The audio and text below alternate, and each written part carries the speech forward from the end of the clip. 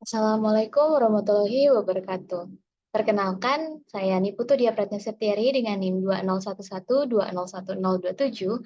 Pada kesempatan ini akan menjelaskan terkait dengan teknologi stem cell pada penyakit leukemia. Sebelumnya, stem cell adalah sel manusia khusus yang dapat berkembang menjadi berbagai jenis sel. Adapun berbagai jenis dari stem cell, yang pertama embryonic stem cell, yang kedua adult stem cell, dan yang ketiga indus pluripotent stem cell atau iPSCs. Stem cell ini dapat diperoleh dari berbagai organ. Yang pertama misalnya dari otak, dari paru-paru, dari jantung, dan juga lain sebagainya. Nah, terapi stem cell pada keganasan hematologi yang disebut juga terapi transplantasi sumsum tulang itu digunakan untuk pengobatan gangguan hematologi dan keganasan pada komponen seluler darah seperti monosit, limfosit, basofil, eosinofil, neutrofil, eritrosit, dan juga trombosit. Stem cell yang digunakan pada transplantasi sumsum tulang untuk keganasan hematologi adalah jenis hematopoietic stem cell atau HSC. Pada kasus penyakit leukemia, leukemia sendiri merupakan jenis kanker darah yang terjadi ketika sel-sel darah putih abnormal tumbuh di dalam sumsum tulang dan mengganggu produksi sel-sel darah sehat. Leukemia dapat terjadi pada berbagai usia dan terbagi menjadi beberapa jenis utama. Yang pertama ada leukemia mieloid akut atau AML, yang kedua leukemia mieloid kronis atau CML, yang ketiga, leukemia limfositik akut atau ALL, dan yang terakhir, leukemia limfositik kronis atau CLL. Nah, berikut ini beberapa karakteristik umum dari penyakit leukemia. Yang pertama, adanya proliferasi sel darah abnormal, di mana leukemia ditandai dengan produksi sel darah putih atau leukosit yang tidak normal yang dijabarkan pada gambar berikut. Nah, sel-sel ini biasanya tidak matang dengan baik dan tidak dapat berfungsi seperti sel darah putih yang sehat. Yang kedua, adanya gangguan fungsi sumsum tulang. Karena sel-sel leukemia tumbuh di dalam sumsum tulang, produksi sel-sel darah merah normal seperti eritrosit dan juga trombosit, leukosit normal ini akan terganggu. Ini dapat menyebabkan gejala seperti anemia, peningkatan resiko pendarahan, dan juga infeksi. Nah, hematopoiesis yang dihasilkan dari HSC atau hematopoietic stem cell merupakan sel multipoten yang dapat memperbaharui dirinya. HSC sendiri itu terletak di sumsum tulang dewasa individu sehat di nis tertentu. HSC umumnya terletak di daerah sumsum tulang yang relatif hipoksia di dekat endosteum. Fungsi dari HSC ini diatur oleh molekul adesisel yang bergantung pada kalsium yang dikenal dengan karterin. Sumsum tulang juga merupakan rumah bagi MSC atau myeloid stem cell pada slide berikut. Nah, dalam kasus leukemia atau penyakit kanker darah, sel induk dari myeloid ini merupakan jenis sel induk hematopoietik yang berperan dalam pembentukan sel-sel darah tipe myeloid. Sel-sel darah ini berada di dalam sumsum tulang dan dapat berdiferensiasi menjadi berbagai jenis sel darah termasuk sel darah merah, sel darah putih, dan juga markosit atau markofag. Kontrol ketat dalam proliferasi dan diferensiasi dari sel induk hematopoietik atau HSC ini memiliki nilai signifikan untuk sintesis sel darah merah. HLC bersifat multipoten, bertanggung jawab untuk pembelahan dan proliferasi sel. Mutasi somatik dari sel T selama terjadinya metilasi DNA dan perubahan pasca translasi merupakan faktor risiko pada penyakit leukemia limfoblastik akut. Sedangkan pada leukemia mieloid kronis atau CML merupakan gangguan hematologis yang disebabkan oleh translokasi kromosom terbalik dan efek onkogen dari gen BCR-ABL pada sel-sel mielogenik yang proliferatif. Gen BCR-ABL yang bermutasi ini memiliki efek tirosin kinase dan memicu pelepasan sel-sel mielogenik yang sangat proliferatif dari sumsum tulang. Adapun salah satu gen yang menyebabkan atau memicu terjadinya pembentukan sel kanker pada sel darah, yaitu gen MYC. Gen MYC ini merupakan onkogen lain yang menginduksi ekspresi gen dan memiliki efek proliferatif pada sel-sel progenitor hematopoietik. Selain gen ini, BCL2 merupakan gen yang bermutasi lain yang menghambat kematian pada sel yang terprogram. Dengan demikian, sel-sel kanker ini akan terus mengalami proliferasi dan sel-sel leukemik dilepaskan dari jaringan mereka yang dihasilkan.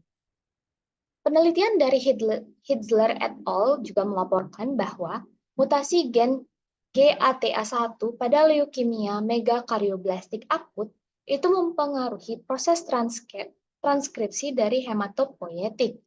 Di sisi lain, pada translokasi kromosom T17 dan P15 pada hematopoietic stem cell menyebabkan terjadinya integrasi gen termasuk HOXA9 dan NUP98 yang juga menyebabkan distorsi dalam proses transkripsi gen sel-sel prekursor hematopoietik. Nah, ekspresi berlebih pada MYC ini telah diamati untuk mendorong replikasi DNA dan masuk ke fase S. Dalam beberapa kasus, MYC ini menyebabkan sel-sel normal tumbuh dan mereplikasi DNA, namun sel-sel tersebut tidak dapat membelah. Nah, sebaliknya, sel-sel ini akan menjadi poliploid yang terus berproliferasi atau terjadinya apoptosis. MYC secara tidak langsung akan memblokir perbaikan DNA beruntai ganda dan atau meningkatkan kerusakan oksidatif sehingga menyebabkan kerusakan DNA saat terjadi pembentukan DNA. Ekspresi MYC yang berlebihan dapat menyebabkan sel-sel normal itu mengalami penghentian proliferasi dan pada kondisi tertentu pada penuaan seluler pada kasus lain. Dengan demikian, derelugasi pada MYC tidak dapat memaksa translip lengkap pada siklus pembentukan pembelahan sel pada kasus penyakit leukemia. Kemudian, adapun metode pada pengobatan penyakit leukemia dengan stem cell ini. Nah, penekanan pada pemberantasan keganasan hematologi ini setelah digunakan sebanyak 20.000 orang di Amerika Serikat setiap tahunnya. Nah, dalam penelitian juga sebutkan bahwa metode HSCT atau transplantasi sel induk hematopoietik ini diterapkan pada pengobatan pasien dengan penyakit seperti salah satunya yaitu untuk leukemia.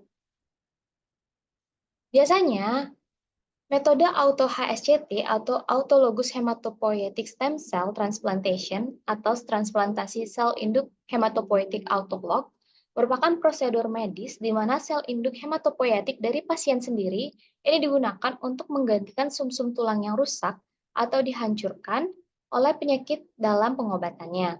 Metode ini sering digunakan untuk mengobati berbagai jenis kanker darah seperti multiple myeloma dan limfoma. Adapun beberapa langkah-langkah utama dalam metode auto-HSCT. Yang pertama, dilakukan pengumpulan sel induk. Nah, pada pengumpulan sel induk ini terjadi mobilisasi. Sel induk hematopoietik dari pasien akan dimobilisasi dari sumsum tulang ke dalam sel darah perifer. Ini biasanya dilakukan menggunakan obat seperti faktor penstimulasi koloni granulosit atau GCSF atau kombinasi kemoterapi. Sumsum tulang biasanya diperoleh dari krista iliaka interior dan posterior donor dengan anestesis spinal atau umum. Biasanya diperoleh sumsum dengan total 10-15 mili per kilogram berat dari donor. Nah, dari setiap sumsum yang diambil kemudian disaring melalui saringan 0,3 dan juga 0,2 mm untuk menghilangkan spikula tulang dan juga lemak. Sumsum yang diperoleh mungkin memerlukan perawatan secara in vitro lebih lanjut untuk menghilangkan sel yang tidak diinginkan. Kemudian dilakukan aferesis, di mana setelah sel induk bermigrasi ke dalam sel darah perifer, Darah pasien ini akan diambil dan diproses melalui mesin aferesis yang memisahkan sel induk dari komponen darah lainnya. HSC tunggal ini mampu merepopulasi seluruh sistem hematopoietik yang membutuhkan pembaharuan diri tidak terbatas serta kemampuan untuk berdiferensiasi menjadi setiap sel hematopoietik. Sel induk kemudian dikumpulkan dan disimpan dalam kondisi beku hingga siap digunakan. Kemudian yang kedua dilakukan conditioning. Pasien akan menjalani terapi conditioning yang terdiri dari dosis tinggi kemoterapi atau radiasi. Dengan tujuan dari terapi ini adalah untuk menghancurkan sel kanker yang tersisa serta sumsum tulang yang rusak untuk membuat ruang bagi sel induk yang akan ditransplantasikan. Ketiga, dilakukan transplantasi sel induk. Sel induk yang telah dikumpulkan dan disimpan sebelumnya dicairkan dengan diinfusi kembali ke dalam tubuh pasien melalui infus intravena. Sel induk ini kemudian akan bermigrasi ke dalam sumsum tulang dan mulai memproduksi sel darah baru.